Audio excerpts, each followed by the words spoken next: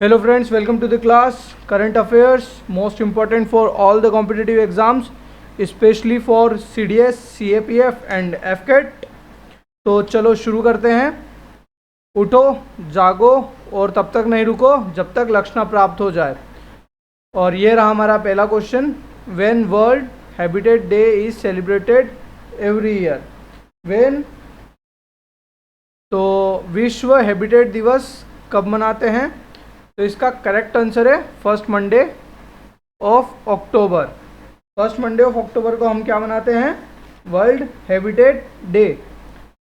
तो ये इस बार कब मना है? 3 अक्टूबर को। इस बार कब मनाया गया है? 3 अक्टूबर। ठीक है। अभी 2 अक्टूबर को हमने क्या मनाया था? 2 अक्टूबर को क्या मनाया था? Non violence day. ठीक है,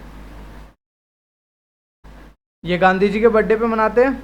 और 1 अक्टूबर को हमने क्या मनाया था? 1 अक्टूबर को कौन सा डे था? 1 अक्टूबर का था day for international day for old persons.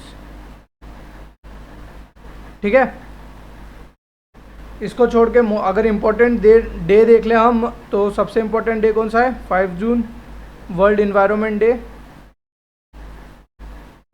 ठीक है, इन्वायरमेंट डे 5 जून। इसकी थीम क्या थी?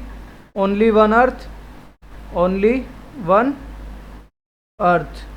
ठीक है, और 22 मार्च, इस दिन क्या मनाते हैं हम? 22 मार्च को हम क्या मनाते हैं? World water day. ठीक है, वाटर डे 22 मार्च को मनाते हैं। ऐसे ही 22 अप्रैल अर्थ डे, और 22 मई, इस दिन क्या मनाते हैं? Biodiversity day.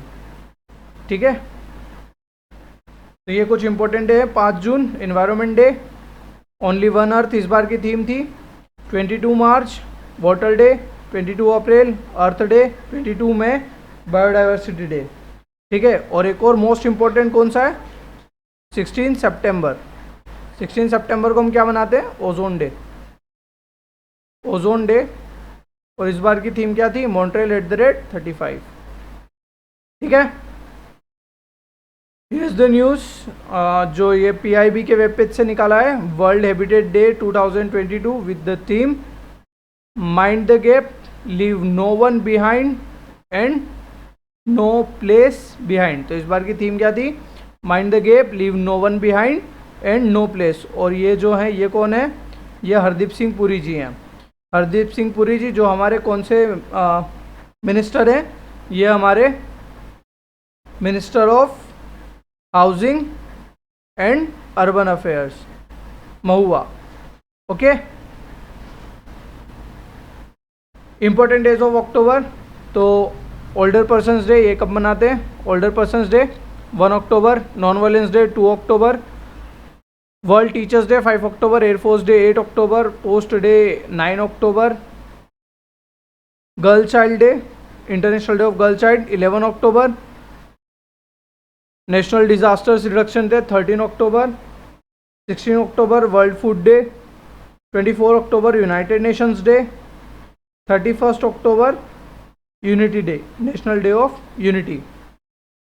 Question number 2, who was not given the Nobel prize in physics for the year 2022। तो नोबेल प्राइज फिजिक्स के लिए किसे नहीं दिया गया है? तो इसमें जिसे दिया गया उनके नाम हम देख लेते हैं। Alain Aspect, John F Clauser, Anton Zeilinger. ठीक है, एंटन जेलिंगर, इन 3 लोगों को मिला है। तो आप इसे एलन क्लोजर जेलिंगर ऐसे याद रख सकते हैं। और इन्हें फिजिक्स में क्वांटम फिजिक्स के लिए ये अवार्ड दिया है। और कल ही क्या अनाउंस हुआ था? नोबेल प्राइज फॉर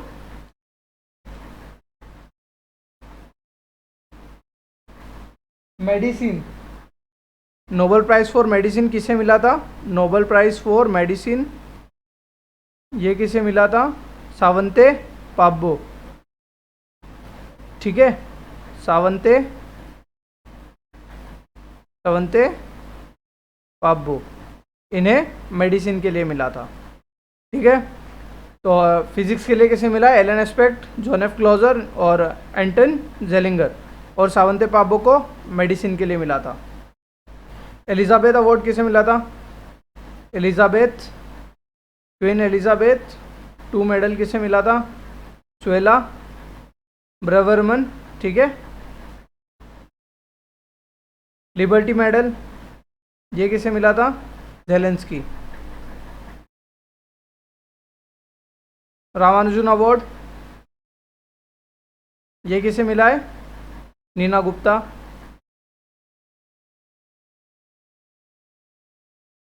और इंटरनेशनल बुकर अवार्ड किसे मिला है?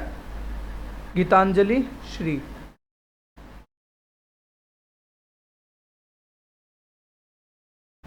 ठीक है, here is the screenshot. Alain Aspect, John F Clauser, Anton Zeilinger. The Nobel Prize in Physics 2022 was awarded jointly to Alan Aspect, John F. Clauser and Anton Zeilinger for experiments with entangled photons establishing the violation of Bell inequalities and pioneering quantum information science. Question number 3. Who has won FIBA Women's Basketball World Cup 2022? इसका correct answer है America, USA ने China को beat करके FIBA women's basketball championship जीत ली है। अगर हम बात करें तो world cup T20 world cup किसने जीता था? ऑस्ट्रेलिया, ठीक है। उसके बाद एशिया कप किसने जीता था? श्रीलंका।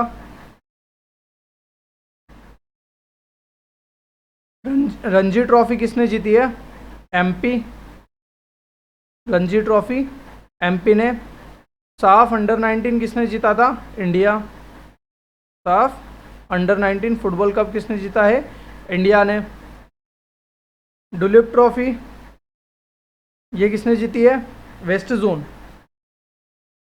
जोन ने साउथ जोन को हराकर डुलीप ट्रॉफी जीती थी। संतोष ट्रॉफी ये फुटबॉल की है, ये क्रिकेट की थी। क्रिकेट संतोष ट्रॉफी फुटबॉल की है और इसे किसने जीता है? केरला ने। एशिया कप क्रिकेट श्रीलंका ने जीता था और वर्ल्ड कप T20 ऑस्ट्रेलिया ने जीता था, ठीक है। Here's the news. USA beat China by 83-61 to win FIBA Women's Basketball World Cup 2022 for the 4th time on the trot. Question number 4. Where has the Union Education Minister Dharmendra Pradhan inaugurated National Model Vedic School? तो इसका correct answer है, जो पहला बना था, जो first था वो था उज्जैन में, और जो दूसरा बना है वो बना है पुरी में। तो पुरी में नेशनल मॉडल वैदिक स्कूल ओपन होगा। अब हम बात करें तो फॉरेस्ट्री यूनिवर्सिटी ये कहाँ बनी है? तेलंगाना में। और तेलंगाना में ही सेक्रेटरीट का नाम डॉक्टर भीमराव अंबेडकर के नाम पे रख दिया गया है, ठीक है। पुरी कहाँ है? उड़ीसा में, ठीक है। Here is the news. Dharmendra Pradhan inaugurated India's second national model Vedic school in Puri. Question number 5. Who will be given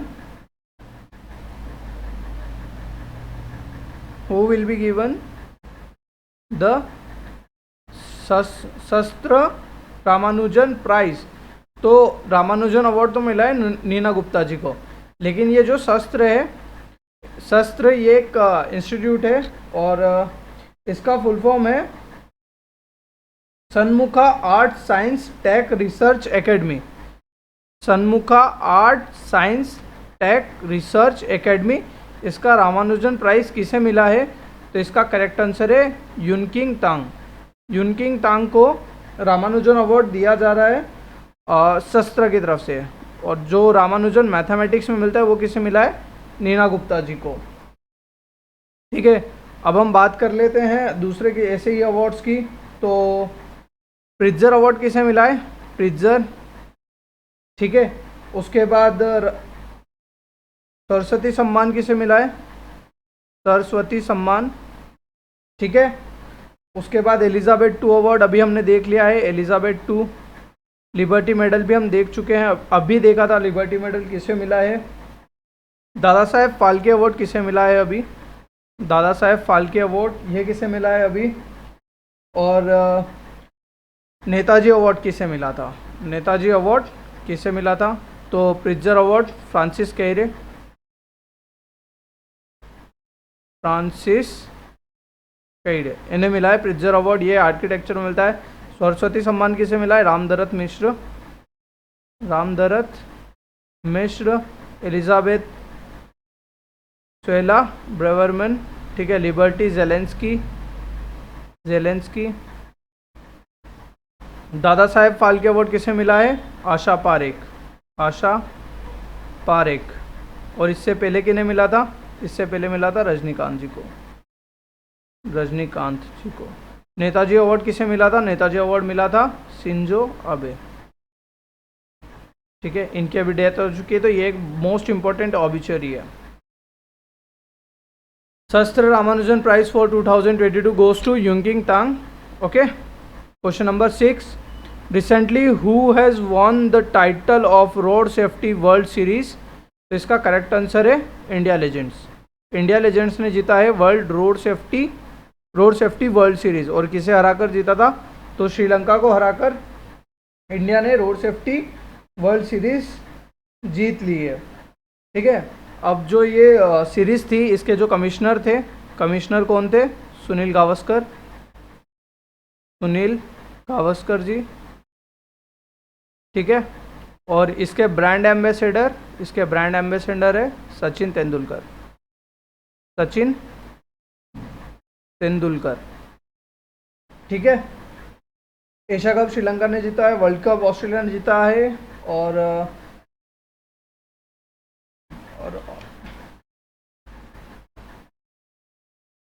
ठीक है, क्वेश्चन नंबर 6 कंप्लीट होता है यहीं। और क्वेश्चन नंबर 7 की तरफ देखते हैं।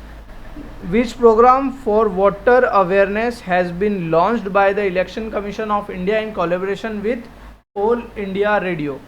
जो ऑल इंडिया रेडियो है और इलेक्शन कमीशन, इन दोनों ने मिलके कौन सा प्रोग्राम लॉन्च किया है? तो इसका नाम है मतदाता जंक्शन।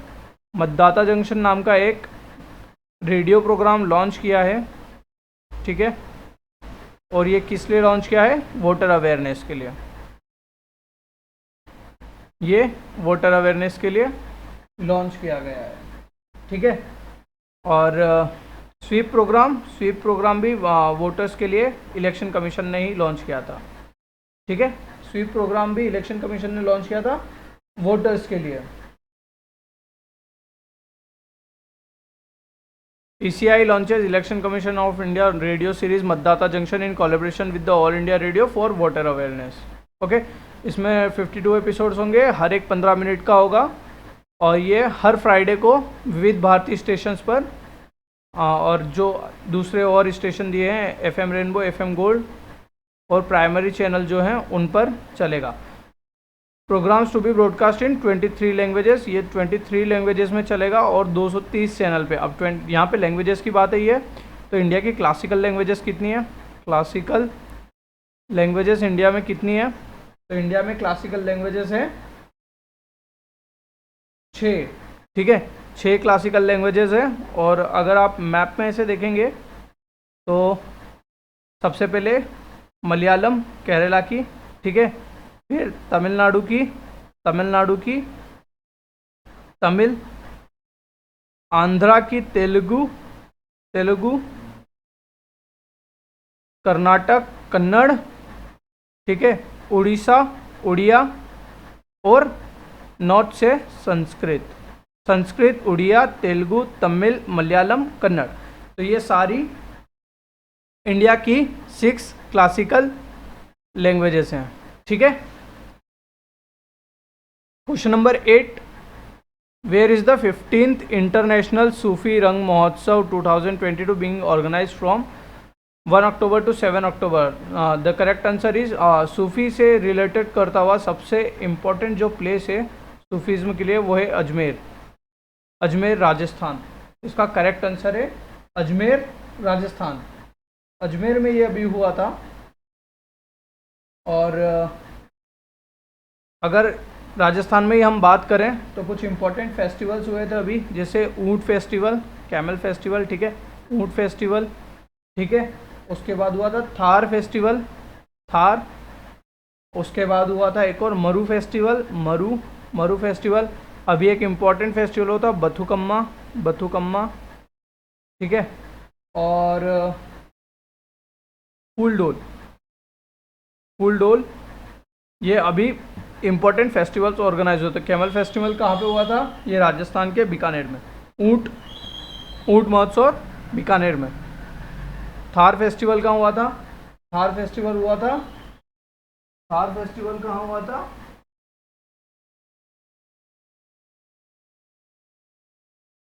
बाड़मेर में।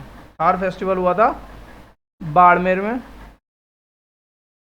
मरु फेस्टिवल हुआ था जैसलमेर में। बथुकम्मा कहाँ होता है? तेलंगाना में। बथुकम्मा तेलंगाना। और फूलडोल शाहपुरा भिलवाड़ा राजस्थान। शाहपुरा में फूलडोल हुआ था। ठीक है। Here is the news, 15 international Sufi रंग फेस्टिवल 2022, ये कहाँ हुआ था? अजमेर में। Next question, which one of the following statement is not correct? तो इसमें युवा स्कीम को लेकर, युवा 2.0 को लेकर कुछ स्टेटमेंट दिए, इनमें से हमें देखना कौन सा सही है। तो सबसे पहला स्टेटमेंट है प्रधानमंत्री young writer mentorship scheme Yuva 2.0 has been launched in October 2022. It has been launched by the Ministry of Youth Affairs and Sports, National Book Trust. It is implementing agency. The first version of the scheme was launched in year 2021. So here the wrong answer is B, because Ministry of Youth Affairs and Sports has nothing to do with this scheme. इस scheme से इसका लेना देना कुछ भी नहीं है, इसे करेगी मिनिस्ट्री ऑफ एजुकेशन। ठीक है। तो युवा के लिए मिनिस्ट्री ऑफ एजुकेशन रहेगी, नेशनल बुक ट्रस्ट इसकी नोडल एजेंसी रहेगी। ठीक है। और the first version of the scheme was launched in 2021। तो युवा को लेकर ये सारे स्टेटमेंट्स सही है, सिर्फ ये एक गलत था, इसके लिए मिनिस्ट्री ऑफ एजुकेशन रहेगी। PM scheme for mentoring young authors युवा 2.0, इससे रीडिंग और राइटिंग को प्रमोट करेंगे। ठीक है।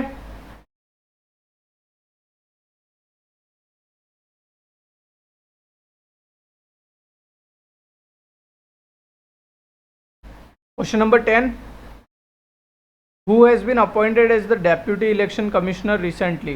तो अभी डेप्यूटी इलेक्शन कमिश्नर किसे बनाया गया है? तो इसका करेक्ट आंसर है अजय भादु। अजय भादु जो हैं उन्हें अभी डेप्यूटी इलेक्शन कमिश्नर बनाया गया। और हमारे चीफ इलेक्शन कमिश्नर कौन है? राजीव कुमार। राजीव कुमार जी हमारे चीफ इलेक्शन कमिश्नर है। इलेक्शन कमीशन की बात कौन से आर्टिकल में? आर्टिकल 324। ये एक कॉन्स्टिट्यूशनल बॉडी है। ठीक है, कॉन्स्टिट्यूशनल बॉडी है। और राजीव कुमार हमारे चीफ इलेक्शन कमिश्नर है। अगर हम ऐसी बॉडी की बात करें जो नॉन कॉन्स्टिट्यूशनल नॉन स्टेट्यूटरी है, वो कौन सी है? नीति आयोग। ये एक एग्जीक्यूटिव रिजोल्यूशन से आई थी। इसके चेयरमैन होते हैं प्राइम मिनिस्टर। वाइस चेयर अभी है सुमन बेरी जी, सुमन बेरी। और सीईओ है परमेश्वर अय्यर। ठीक है। अटॉर्नी जनरल अभी अपॉइंट हुए थे। अटॉर्नी जनरल कौन? आर वेंकटरमनी। आर वेंकटरमनी ये जो है हमारे अटॉर्नी जनरल। और अटॉर्नी जनरल कौन सा आर्टिकल है? आर्टिकल 76। हमारे सीएजी कौन है? सीएजी कौन है? सीएजी हैं गिरीश चंद्र मुर्मू, GC मुर्मू। ठीक है। और हमारे chief justice of India chief justice of India कौन है हाल फिलहाल? यू ललित जी.